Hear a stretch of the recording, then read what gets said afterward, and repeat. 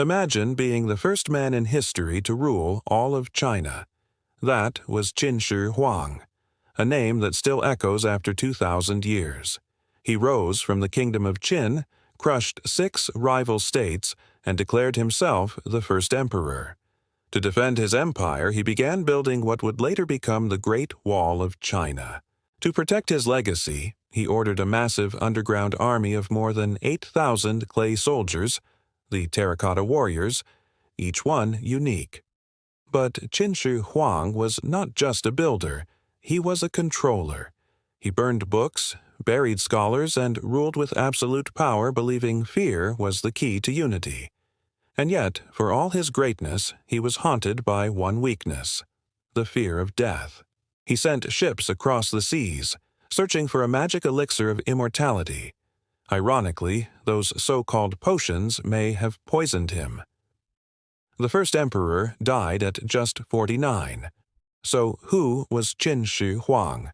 The visionary who created a nation, or the tyrant who tried to fight eternity and lost? Well, it's easy to call Qin Shi Huang a tyrant. After all, he did some pretty shady stuff. Like when he took the throne of Qin in 247 BC, he was just another king. But he had big plans. He wanted to unite all of China under one roof. So he went to war, conquering all 6 of the other kingdoms and taking the title of the first emperor. He also standardized weights and measures, created a new currency, and established a merit-based government, which sounds great, but also implemented an oppressive legal system, burning books and burying scholars alive. It was a top-down approach to control, which may have worked, but for how long?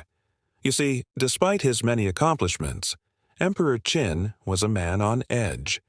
He lived in constant fear of rebellion, perhaps because he'd seized power through ruthless means, or maybe because he knew his empire was built on quicksand. Either way, he took out a full-page ad in the newspaper, calling for talented advisors. But when they came, he put them to work constructing his own private army, an army of clay. Over 8,000 soldiers were crafted in the emperor's image, each one unique, yet no one knows why. Some say it was to intimidate rivals. Others say it was to protect the emperor in the afterlife.